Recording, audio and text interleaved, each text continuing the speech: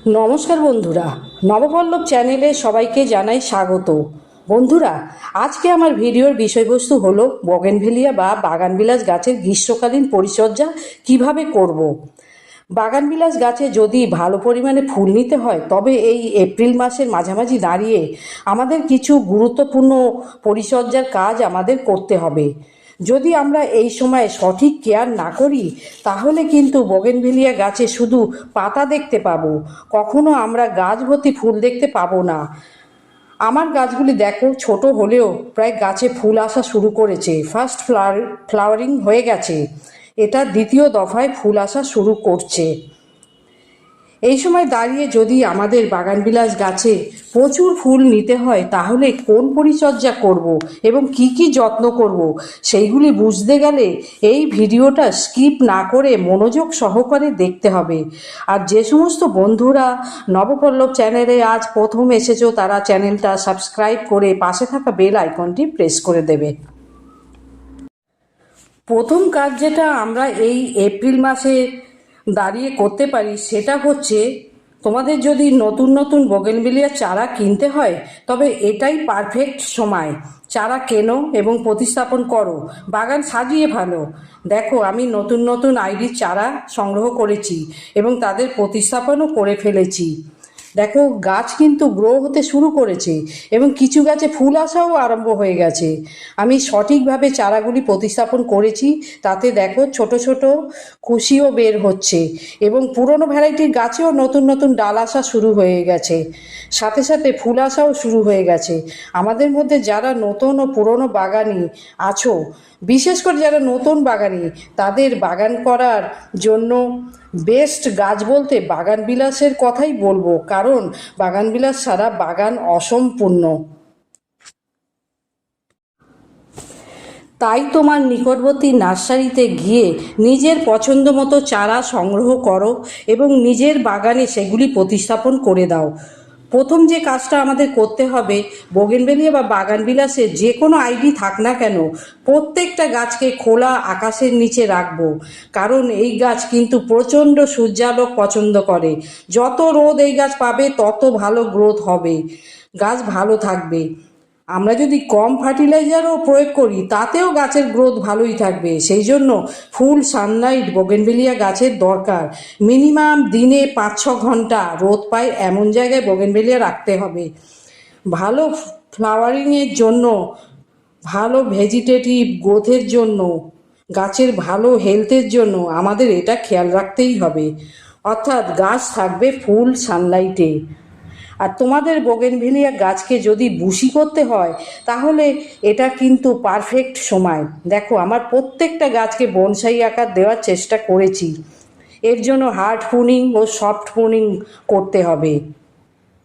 আমি দেখো গাছকে হার্ড প্রুনিং করেছিলাম, দেখো কত নতুন নতুন মাল্টিপল শাখা পোশাখা বের হয়েছে। এটা শুধু এক জায়গায় না, প্রত্যেকটা ডাল হার্ড প্রুনিং করেছি এবং নতুন নতুন ডাল পেয়েছি। আবার এই ডালগুলিও বাড়তে দিলে অস্বাভাবিকভাবে বেড়ে যাবে, তাতেও কিন্তু গাছ বুশি হবে না। আমাদের কি করতে হবে, এই যে ব্রাঞ্চগুলির ডগাগুলো মাথা এইভাবে পিঞ্চ করে যেতে হবে। দেখো, এইভাবে প্রত্যেকটা ডগা এইভাবে পিঞ্চ করে দাও। যদি এইভাবে গাছের ডগার মাথাগুলি পিঞ্চ করে দিই তাহলে কি হবে, আমাদের গাছ আরও বেশি ডালযুক্ত হবে এবং বুশি হবে। এই কাজটাও কিন্তু খুব গুরুত্বপূর্ণ। সবার একটাই প্রশ্ন থাকে, গাছকে কিভাবে ফুলে ভরিয়ে ফেলবো। দেখো, আমার প্রত্যেকটা গাছে ভালো ফুল আসা শুরু হয়ে গেছে এবং এই ফুল কিন্তু শুধু একটা গাছে নয়, দেখো বাগানে প্রত্যেকটা গাছের মধ্যে কিন্তু ফুল আসা নূতন করে শুরু হয়ে গেছে। এর জন্য লাগবে কি, ভালো সূর্যালোক অর্থাৎ প্রখর রোদ। দ্বিতীয় কি করতে হবে, আমাদের গাছে যখন ফুল আসা শুরু করবে সেই মুহূর্ত থেকে কিন্তু গাছকে আমাদের জল প্রয়োগ করা বন্ধ করতে হবে।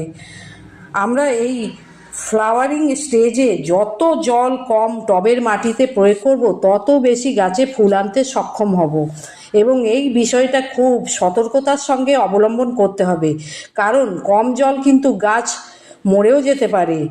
তাই খুব সঠিকভাবে যদি আমরা জলটাকে নিয়ন্ত্রণ করি, তাহলেই কিন্তু আমরা বছরের প্রত্যেকটা সময় আমাদের বাগানের প্রত্যেকটা বোগেনভেলিয়ায় কিন্তু এইভাবে গাছ ভর্তি ফুল পেতে পারি। এবং শুধু এই পদ্ধতি নয়, সব থেকে মূল্যবান কাজ যেটা করতে হবে সেটা গাছকে প্রপার খাবার প্রয়োগ করা। আমি কিন্তু এই পাত্রে দেখো সমস্ত খাবারগুলি নিয়ে নিয়েছি। এই খাবারটি কিন্তু আমি মাসের পর মাস বাগান বিলাসকে প্রয়োগ করতে থাকি, কারণ এই মিশ্র খাবারে কিন্তু গাছ তার প্রয়োজনীয় সমস্ত উপাদানগুলো পেয়ে যায়। এখানে আমি নিয়েছি সামান্য পরিমাণে ভার্মিকম্পোস্ট, তার সঙ্গে নিয়েছি বোন ডাস্ট, হিউমিক অ্যাসিড, নিমখোল, লাল পটাশ এবং এপসাম সল্ট। এবার আমরা কি করব, এই যে খাবারগুলো ভালো করে মিশিয়ে নেব। একটা ভালো মিশ্র খাবার তৈরি হয়ে গেল। প্রতি 10 থেকে 15 দিনে কিন্তু আমরা এই মিশ্র খাবারটা 1 থেকে 2 মুঠো টবের আয়তন হিসাবে প্রত্যেকটা বাগানবিলাসে টবের মাটিতে প্রদান করে দেব। শুধু কিন্তু এই খাবারটি প্রয়োগ করলেই হবে না। দেখতে পাবে যখন গাছে নতুন পাতা আসে, সেই পাতার মধ্যে সেই পাতা এইভাবে ক্লোরোসিসের প্রবলেম আমরা দেখতে পাই। ক্লোরোসিসের প্রবলেম মানে এই দেখো পাতাগুলো এরকম শিরা শিরা দেখা যাবে, আর কিরম ফ্যাকাশে রঙটা থাকবে, গাঢ় সবুজ থাকবে না, সেটাই ক্লোরোসিসের প্রবলেম। সেটা আমরা দেখতে পাই মাঝে মাঝে গাছের পাতায়, এবং এটা মূলত হয় গাছের অনুখাদ্যের অভাবে। অনুখাদ্যের অভাবের জন্য এই ক্লোরোসিসটা হয়ে থাকে। এর জন্য আমরা কি করতে পারি, এই দেখতে পাচ্ছ আমার হাতের মধ্যে এই বায়োভিটা এক্স লিকুইড আমরা প্রয়োগ করতে পারি, বা বাজার থেকে নিয়ে আসা যে কোনো মাইক্রোনিউট্রিয়েন্টস আমাদের কি করতে হবে, গাছে খাবার দেবার অন্তত 3 থেকে 4 দিন পর আমাদের প্রত্যেকটা গাছের মধ্যে ফোলিয়ার স্প্রে করতে হবে অনুখাদ্য। তবে কিন্তু এই ক্লোরোসিসের সমস্যা থেকে বন্ধ করতে পারবো আমরা।